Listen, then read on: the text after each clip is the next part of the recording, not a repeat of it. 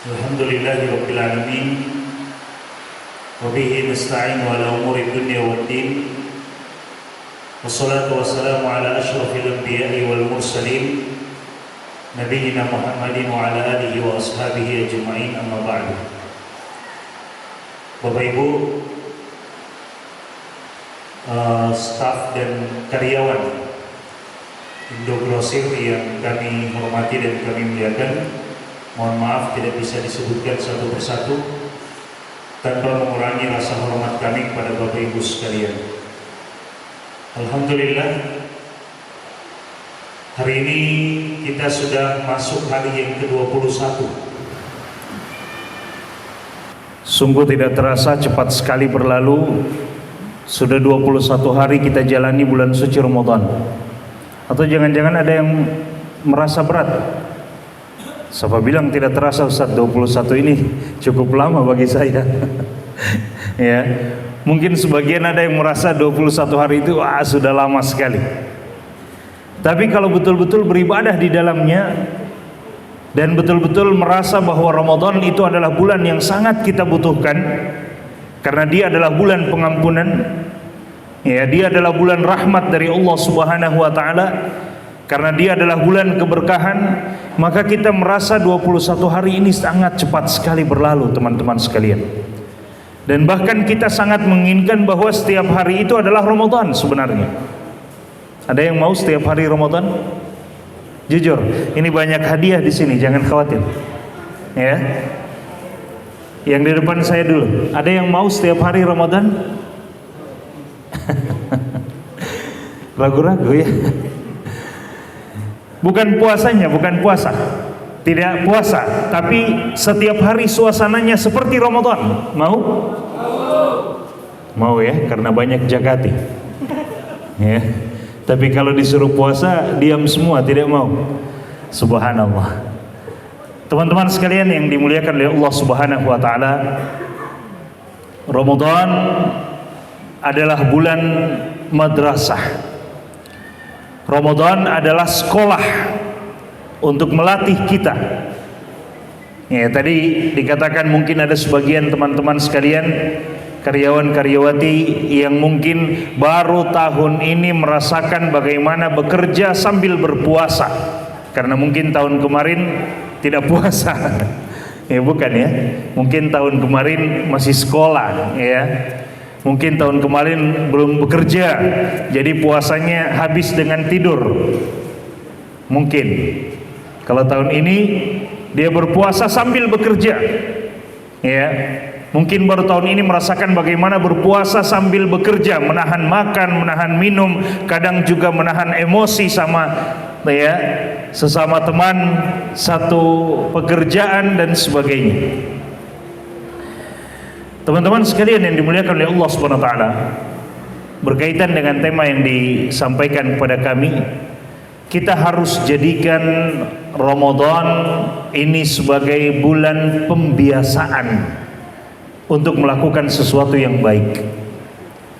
Ramadan sebagai bulan pembiasaan untuk kita mendisiplinkan diri kita, terutama kita sebagai karyawan, ya. Bagaimana kita mendisiplinkan diri kita dengan Ramadan? Bukankah Allah Subhanahu wa taala memerintahkan kita dengan perkara-perkara yang pada dasarnya di luar bulan suci Ramadan boleh-boleh saja untuk kita lakukan? Ya, makan, minum di siang hari dari bulan suci Ramadan, di luar Ramadan boleh-boleh saja untuk kita lakukan. Tapi kemudian datang bulan suci Ramadan, perkara-perkara yang tadinya boleh-boleh saja kita lakukan itu ternyata dibatasi oleh Allah Subhanahu wa taala, dan ternyata kita sebagai orang-orang yang beriman tunduk dengan itu. Kita tidak melakukannya. Dan bahkan jika ada kesempatan untuk kita melakukannya pun kita tidak berani untuk melakukannya, karena kita tahu ada pengawasan dari Allah Subhanahu wa taala. Ini namanya bulan untuk melatih kita disiplin, teman-teman sekalian.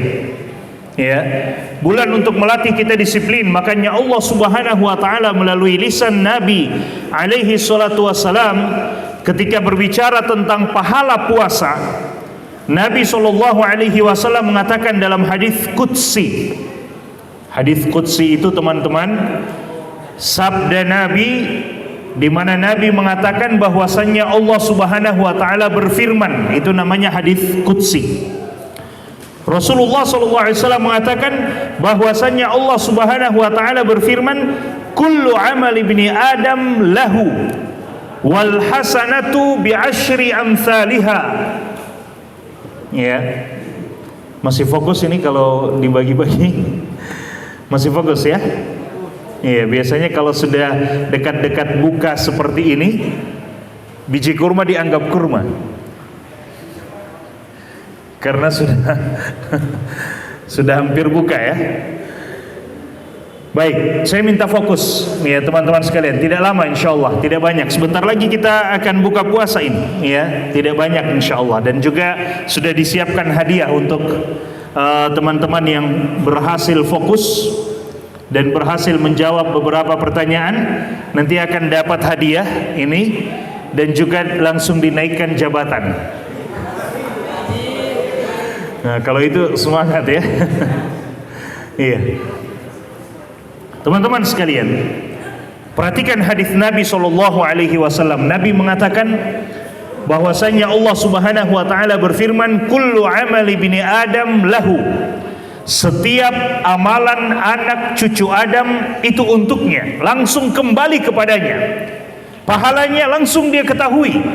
Apa itu? Kata Allah Subhanahu wa taala dalam hadis qudsi itu, wal hasanatu bi asyri amsalha. Satu kebaikan dia lakukan langsung dilipat gandakan 10 kebaikan.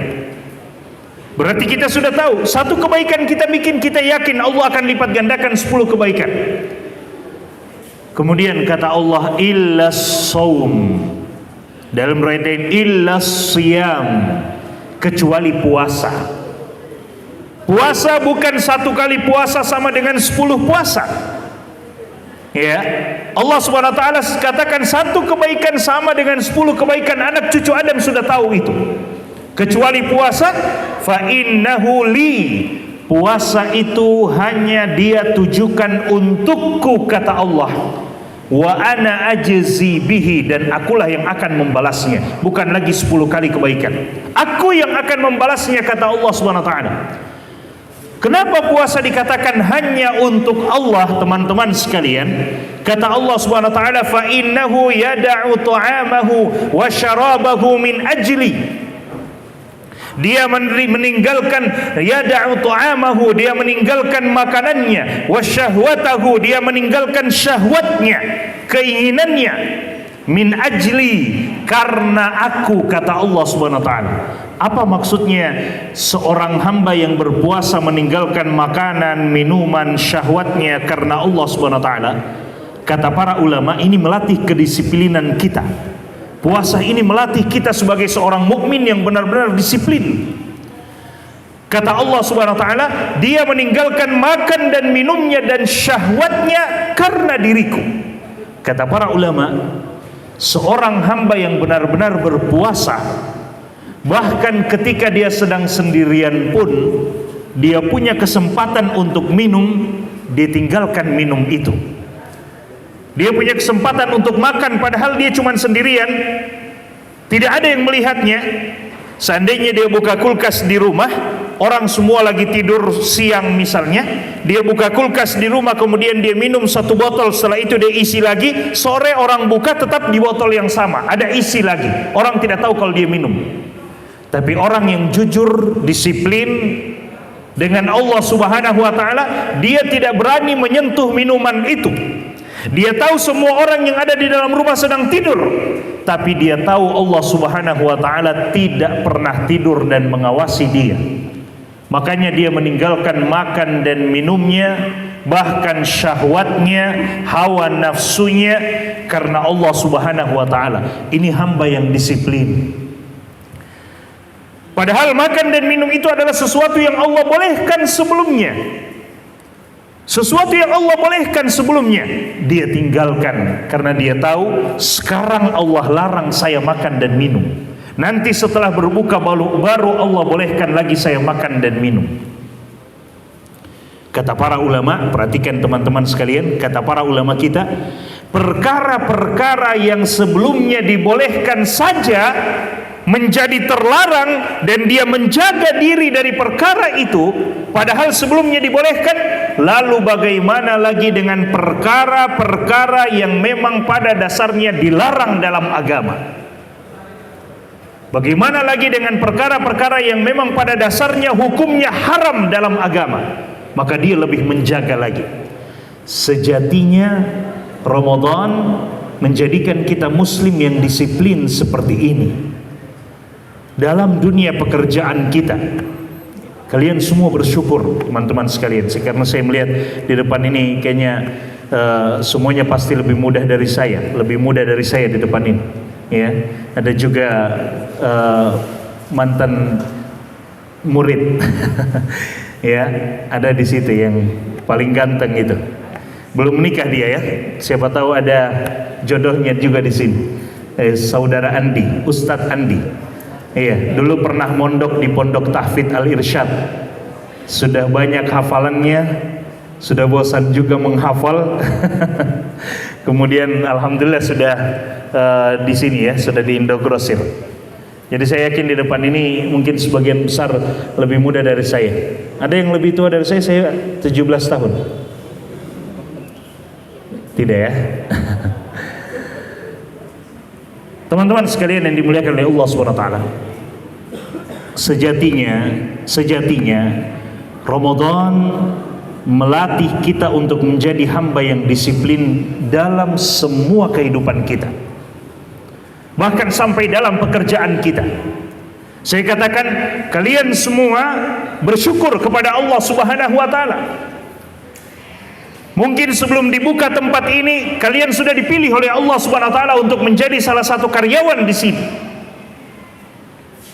Antum semua sudah dipilih oleh Allah Subhanahu wa taala, sudah ditentukan. Bayangkan, takdir manusia itu sudah dituliskan 50.000 tahun sebelum diciptakan langit dan bumi. Bahwa kelak nanti di Gorontalo akan ada Indogrosir, dan nanti di Indogrosir itu si fulanah, mereka ini akan menjadi karyawan, bagian dari karyawan-karyawati di Indogrosir. Sudah dituliskan oleh Allah Subhanahu wa taala takdir tersebut. Makanya saya katakan bersyukur kepada Allah Subhanahu wa taala. Berapa banyak anak seusia antum, ya, antum itu artinya kalian dalam bahasa Arab dan lebih sopan. Berapa banyak anak-anak di luar sana seusia antum sekalian yang mungkin hari ini entah apa yang mereka lakukan, tidak mendatangkan manfaat untuk diri dan juga tidak mendatangkan manfaat untuk keluarga. Allah Subhanahu wa taala memilih antum sekalian menjadi bagian dari karyawan dan karyawati di sini, subhanallah. Maka mari latih diri kita dan jadikan kesempatan Ramadan ini untuk menjadikan diri kita sebagai hamba yang disiplin. Bahwa sebagaimana saya berhasil melewati setiap cobaan dan ujian Allah Subhanahu wa taala, di mana Allah Subhanahu wa taala memerintahkan saya untuk menjadi hamba yang disiplin dengan waktu. Misalnya untuk makan sahur saya harus menyetel alarm saya dan saya harus bangun jam 3, jam setengah 4, dan subhanallah sudah 21 hari saya tidak terlambat untuk bangun makan sahur misalnya. Disiplin waktu, ya teman-teman sekalian yang dimuliakan oleh Allah Subhanahu wa taala, disiplin waktu. Ada yang tidak sahur juga, begadang malam, begitu masuk kantor, begitu masuk di sini untuk bekerja, waktunya habis untuk tidur, istirahat. Ada? Nah, ini bahaya. Iya. Dan juga ada mungkin karena kosong waktunya, tidak tahu mau apa, akhirnya habis main game. Saya lihat tadi ada beberapa yang fokusnya ke game ya. Ini penyakit anak-anak zaman sekarang. Iya. Sampai ada Al-Quran dibacakan pun masih ada yang tetap dengan gamenya. Subhanallah. Semurah itukah Al-Quran, ayat-ayat Al-Quran sampai kita tidak terlalu peduli, lalu kemudian kita lebih fokus dengan game kita. Saya tidak mau sebutkan orang-orangnya, tapi saya lihat tadi. Iya. Subhanallah teman-teman sekalian. Harusnya Ramadan ini menjadikan kita disiplin, ya. Harusnya Ramadan itu menjadikan kita disiplin bahwa perkara-perkara yang tidak ada manfaatnya untuk saya isi di bulan suci Ramadan, saya berhasil tinggalkan di Ramadan. Ramadan itu bukan cuma sekedar menahan lapar dan haus, teman-teman. Menahan lapar dan haus. Pemain bola kelas dunia pun banyak yang bermain bola dalam laga-laga yang luar biasa, tapi mereka sedang berpuasa. Menahan lapar dan haus. Tapi bukan cuma sekedar itu. Menahan lapar dan haus. Anak kecil saya di rumah 30 hari sudah bertahun-tahun, alhamdulillah mereka berpuasa sampai sekarang. Yang paling tua baru kelas 4 SD, tidak pernah batal puasa. Tapi kalau cuma sekedar menahan lapar dan haus, semua bisa. Tapi Nabi mengatakan, laisa siyamu minal akli wasyarab. Puasa itu, teman-teman, bukan cuman sekadar menahan rasa lapar dan haus. Wa innamas siyamu minal lagwi warrafath. Puasa yang sebenarnya bagaimana kita bisa menahan diri dari perkara-perkara yang sia-sia dan perkara-perkara yang berbau haram, dosa. Jadi bukan cuma sekedar menahan dari perkara-perkara yang berbau dosa.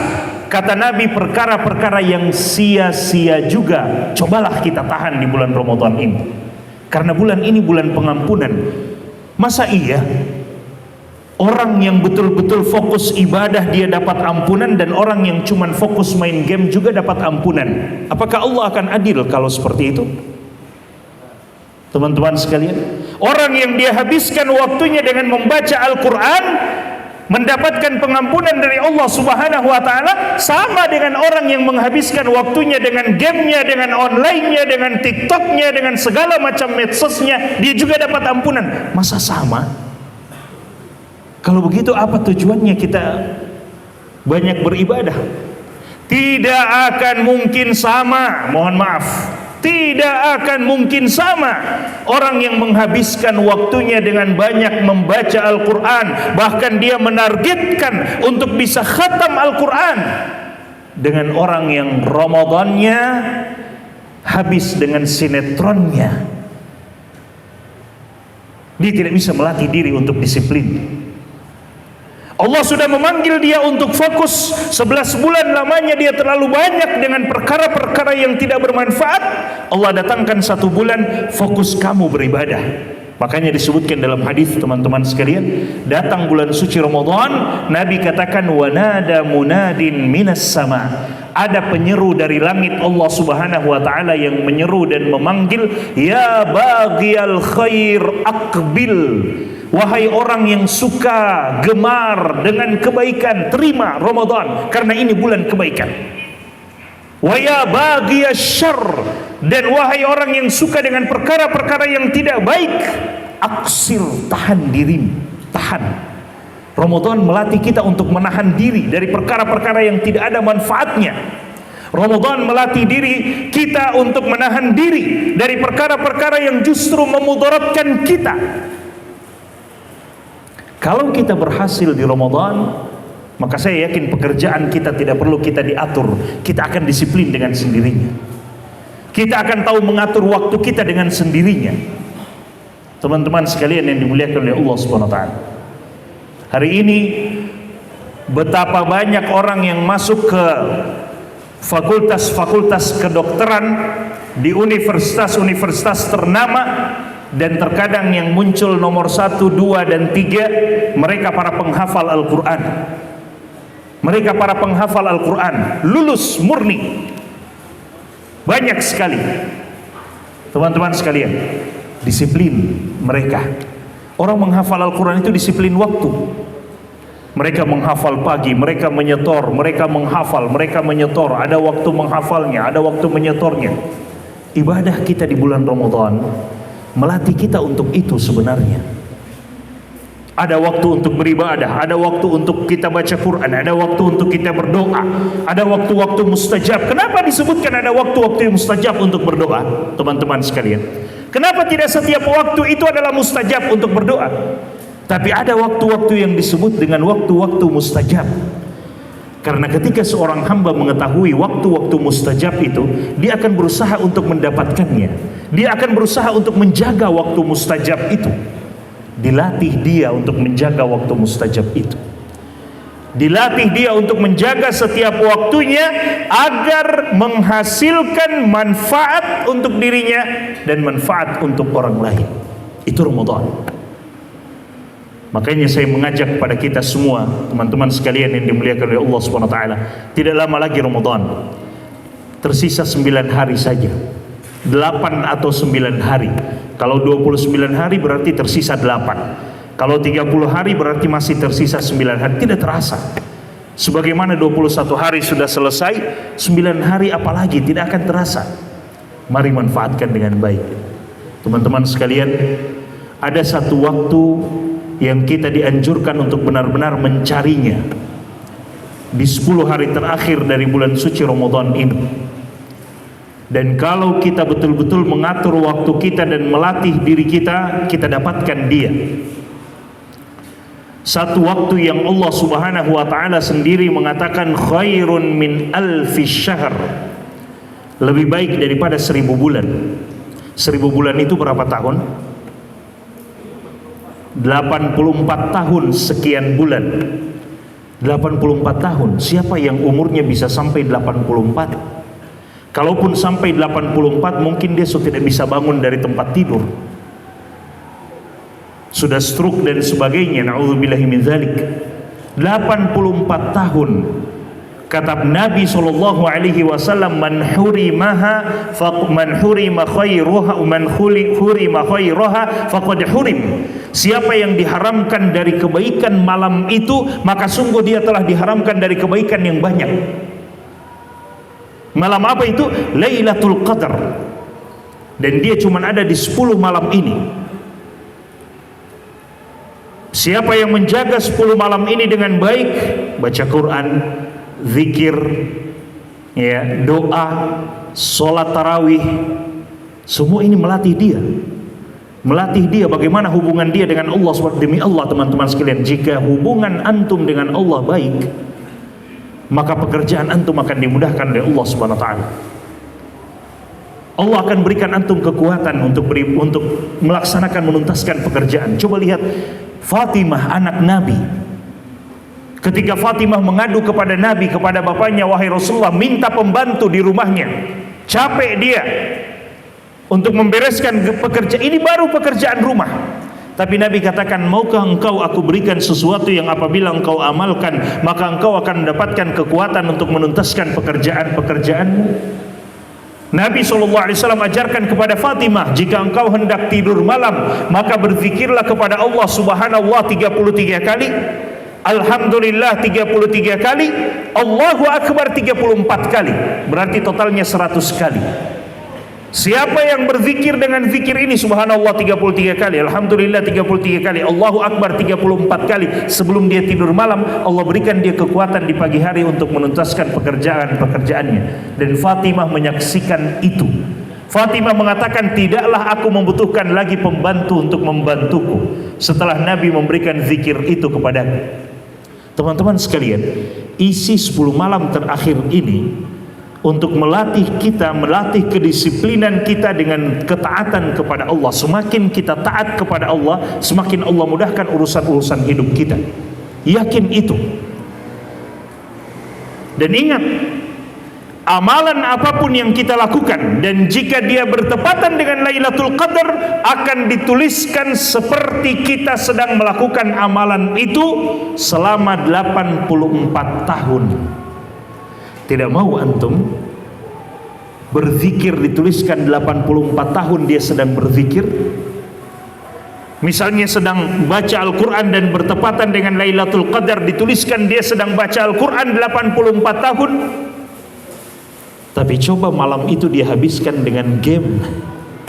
84 tahun dia main game. 1000 bulan dia main game. So kaya saya Ustaz kalau begitu. Menang terus, kaya di dunia, bangkrut di akhirat, bikin apa? Bikin apa kalau kaya di dunia, bangkrut di akhirat? Teman-teman sekalian yang dimuliakan oleh Allah Subhanahu wa taala. Sebagaimana amalan-amalan kebaikan kata para ulama kita, jika bertepatan dengan Lailatul Qadar, maka amalan kebaikan itu dituliskan seperti kita sedang melakukannya 84 tahun sekian bulan, atau sama dengan 1000 bulan. Seperti itu pula amalan-amalan pekerjaan-pekerjaan yang tidak ada manfaatnya, bahkan jika itu adalah dosa dan maksiat, juga dituliskan kita sedang berbuat dosa 1000 bulan. Na'udzubillahi min dzalik. Siapa yang kira-kira bagaimana nasib kita di akhirat kalau 1000 bulan dituliskan oleh malaikat kita sedang bermaksiat? 1000 bulan sedang bermaksiat, bro. 1000 bulan. Satu hari saja kita tidak tahu bagaimana bertanggung jawab di hadapan Allah. Bagaimana kalau sudah 1000 bulan? Nah, ini yang melatih disiplin kita. Cobalah selama 10 hari ini, selama 9 hari ini, ya sudah habis 1 hari, selama 9 hari ke depan ini, cobalah bagaimana kita betul-betul malam kita isi dengan ibadah kepada Allah Subhanahu wa taala. Kita minta pertolongan kepada Allah Subhanahu wa taala. Setelah salat subuh, Nabi sallallahu alaihi wasallam mengatakan, "Man shallal fajr fi jama'atin fa huwa fi dhimmatillah." Barang siapa yang sholat subuh secara berjamaah, maka dia berada dalam perlindungan Allah Subhanahu wa taala. Bayangkan antum datang ke sini untuk bekerja di pagi hari, antum dalam perlindungan Allah. Kenapa? Karena sebelum datang bekerja sedang sholat subuh berjamaah di masjid. Tapi hari ini kondisi umat Islam sangat menyedihkan.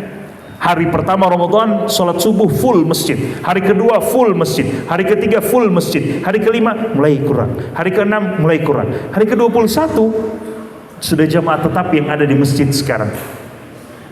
Jangan, teman-teman sekalian, saya mengajak kepada antum semua, kalau antum mau dapat perlindungan Allah selama antum dalam pekerjaan di siang hari, cobalah mulai hari antum dengan ibadah kepada Allah, sholat subuh berjamaah. Nabi sudah jamin, siapa yang sholat subuh berjamaah fahuwa fi dhimmatillah, dia berada dalam perlindungan Allah SWT.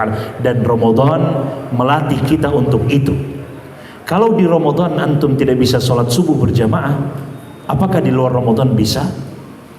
Di dalam Ramadan saja semangat keimanan itu bertambah, kita tidak bisa sholat subuh berjamaah, bagaimana di luar Ramadan?